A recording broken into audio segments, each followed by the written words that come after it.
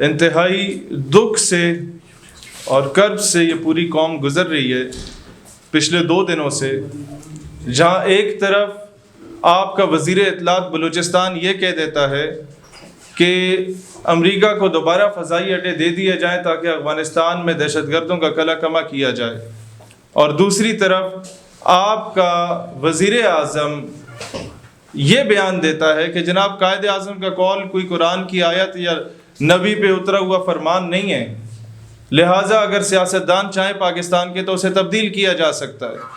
اور اس سے بڑا دکھ اور شرم کا مقام یہ ہے میرے صحافی بھائیوں کہ نہ پیمرا نے اس کا نوٹس لے کے پروگرام کو بند کیا کہ قائد اعظم کی توہین ہو رہی ہے، نہ ہی کسی کورٹ نے سو موٹو نوٹس لیا عدلیہ نے اس کا، اور نہ ہی کسی پولیٹیکل پارٹی نے اس کی مذمت کر کے یہ اعلان کیا ہے کہ ہم سڑکوں پہ آ رہے ہیں یا ہم جناب اس کی مذمت کرتے ہیں، کیونکہ ہر کوئی اس وقت لیول پلینگ فیلڈ مانگنا چاہ رہا ہے گورنمنٹ سے، ہر کوئی چاہ رہا ہے کہ اس کا ذاتی مفاد اس کو مل جائے۔ سارے یہ جانتے ہیں کہ جب ان چیزوں کی مذمت کی جاتی ہے تو شاید انہیں حکومتوں سے نہ نوازا جائے، سارے حکومتوں کی بھیک باہر سے جا کے مانگ رہے ہیں۔ میں آج علی اعلان یہ بات کہہ رہا ہوں کہ جناح ہاؤس پر اگر حملہ ریاست سے بغاوت ہے، اور یقیناً بغاوت ہے، تو قائد اعظم رحمت اللہ علیہ کے نظریات پر حملہ بھی ریاست سے بغاوت کے زمرے میں آنا چاہیے۔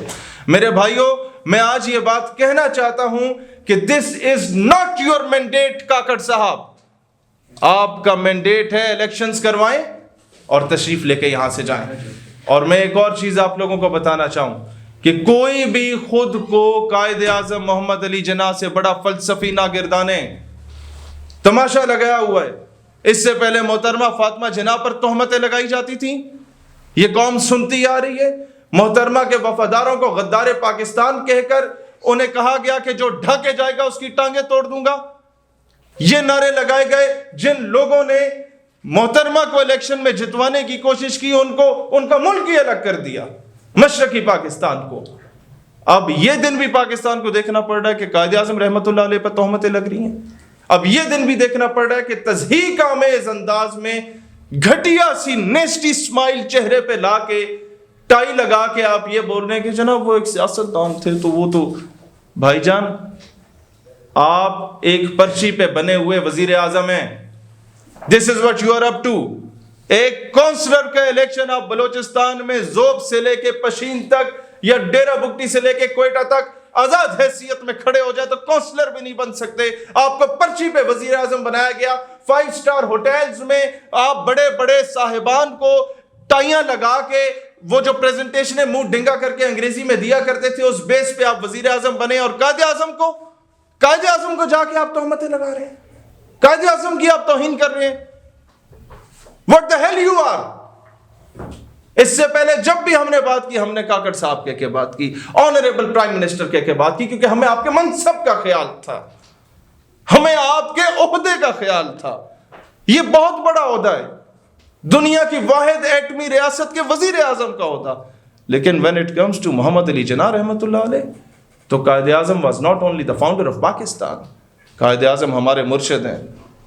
قائد اعظم کی وجہ سے آج ہم ایک آزاد فضا میں سانس لے رہے ہیں جس پہ تم لوگ قابض ہو۔ قائد اعظم کی وجہ سے آج ہم عید منانے کے قابل ہیں۔ آج جہاں چاہیں گائے کو ذبح کر دیں، نہیں تو لوگوں کے گردن اور بچے ذبح کیے جاتے ہیں ہندوستان میں۔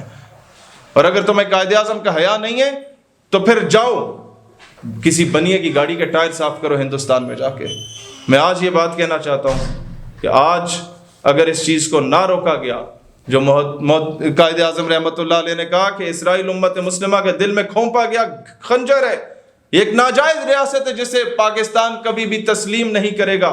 یہ وہ ریاست جو دنیا میں 2 ریاستیں نظریے پہ بنی، یا اسرائیل بنا یا پاکستان بنا، اور 2 اپوزٹ نظریات میں سے ایک بندے نے سروائیو کرنا ہوتا ہے، ایک قوم نے، ایک قوت نے سروائیو کرنا ہوتا ہے۔ انشاءاللہ Pakistan it will survive۔ But دکھ کی بات یہ کہ آج 1 مہینہ کمپلیٹ ہو چکا ہے، انیلا علی نے 1 مہینہ پہلے امریکہ میں کھڑے ہو کے کہا کہ میں پاکستان کو ریپریزنٹ کرتے ہوئے کہہ رہی ہوں کہ میں یہودی بھائیوں کے ساتھ کھڑی ہوں، اسرائیل کے ساتھ کھڑی ہوں، اور حماس کو دہشت گرد کا اس جلسے میں یہ اعلان کیے جا رہے تھے کہ آخری فلسطینی بچے کے قتل عام تک جنگ جاری رہے گی۔ اس جلسے میں علی نے یہ بات کی، ابھی تک اس کا پاسپورٹ سیز نہیں ہوا، ابھی تک اس کی نیشنلٹی کو کینسل نہیں کیا گیا۔ یہ کس بات کا پیش خیمہ ثابت ہو رہی ہے؟ کیا زبردستی اسے کہا گیا کہ ہم آپ کو پروٹیکٹ کریں گے، آپ کچھ نہ کریں؟ اور جان اچکزئی نے جو بیان دیا کہ پاکستان امریکہ کو دوبارہ فضائی اڈے دے، مجھے بتائیں آپ چاہتے کیا ہے جان اچکزئی صاحب؟ ہم تو تھک گئے ہیں۔ آج آپ کو پتہ ہے کل کا دن ہے جب ہم لوگوں نے بنگلہ دیش کھویا تھا، اور کل کا ہی دن ہے کہ جب ہم نے اے پی ایس کے بچوں کے لاشیں اٹھائے تھے۔ اے پی ایس کی پرنسپل جسے زندہ جلایا گیا تھا، اس کے بیٹے نے ہمارے ساتھ یونیورسٹی میں پڑھا تھا، میں اسے آنکھیں نہیں ملا سکتا تھا، اسے دور سے دیکھتا تھا تو میری آنکھوں میں نمی آ جاتی تھی۔ میں جانتا ہوں، میں نے عادل رؤف اور بریگیڈیئر عبد الرؤف کے جنازے اٹھائے ہیں جنہیں بریڈ لائن اٹیک میں 84 لوگوں کو شہید کیا گیا تھا، تم لوگوں کی گھٹیا پالیسیز کی وجہ سے۔ اس طرح کے بیانات دے کے تم کیا چاہتے ہو؟ کب تک؟ کیا دوبارہ ہم لوگ اپنے فاٹا کے لوگوں کو جو ہے وہ بیار و مددگار چھوڑیں گے؟ کیا دوبارہ ہم اپنے لیفٹیننٹوں کپتانوں کے اور اپنے سپاہیوں کے جنازے اٹھائیں گے؟ اتنا آسان ہو جاتا ہے؟ تم نے امریکہ کی خوشنودی حاصل کرنی ہے، کسی اور انداز میں کرو۔ یہ پاکستان کی سالمیت اور پاکستان کی خود مختاری پہ حملہ ہے جو بات آج جان اچکزئی کر رہا ہے، اور اس کے بعد مجال ہے کہ کوئی اس پہ بولے، مجال ہے کہ کوئی اسے شٹ اپ کال دے۔ کہاں ہے مولانا فضل الرحمان صاحب؟ کیوں نہیں بول رہے آپ؟ فلسطین کا بچہ اٹھ کے تم لوگوں سے سوال کرتا ہے۔ کہاں ہے نواز شریف صاحب؟ کہاں ہے زرداری صاحب جو ہیومن رائٹس کے بہت بڑے چیمپئن بن کے پھر رہے ہیں؟ آج فلسطینی بچے تو ہم سب سے پوچھ رہے ہیں کہ بولتے کیوں نہیں حق میں میرے؟ آبلے پڑ گئے زبان میں کیا؟ اتنا ہی کر لو جو افکار علوی نے کہا کہ مرشد میں لڑ نہیں سکا پر چیختا رہا، خاموش رہے کہ ظلم کا حامی نہیں رہا۔ بلکہ نہیں، ہم نے غلام پیدا کر رہے ہیں کہ یہاں آپ کا وزیر اعظم پینٹ کوٹ اور ٹائی لگا کے کھڑا ہوا ہے، اور اس کا جو دروازہ کھول رہا ہے اور جو اس کو کھانے پیش کر رہا ہے اس نے جناب علی جناح کیپ پہنی ہوئی ہے۔ کیا ہم اپنی ثقافت کی ڈائریکٹلی یا انڈائریکٹلی توہین نہیں کر رہے؟ پاکستان نظریاتی پارٹی جب بھی گورنمنٹ میں آئی، ہم نے یہ لازم کرا دینا ہے کہ ہمارے جو سرکاری عہدیداران ہیں، بیوروکریٹس ہیں، وہ پاکستان کا قومی لباس پہنیں گے، اور ہمارے شادیوں پہ انشاءاللہ جن لوگوں نے بھی ڈھول بجانا ہوگا ان کو ہم آنر دیں گے، ان کو احترام دیں گے، اور پینٹ کوٹ ٹائی پہنائیں گے انشاءاللہ تعالیٰ، اور ان لوگوں کو اچھا لباس دیا جائے گا۔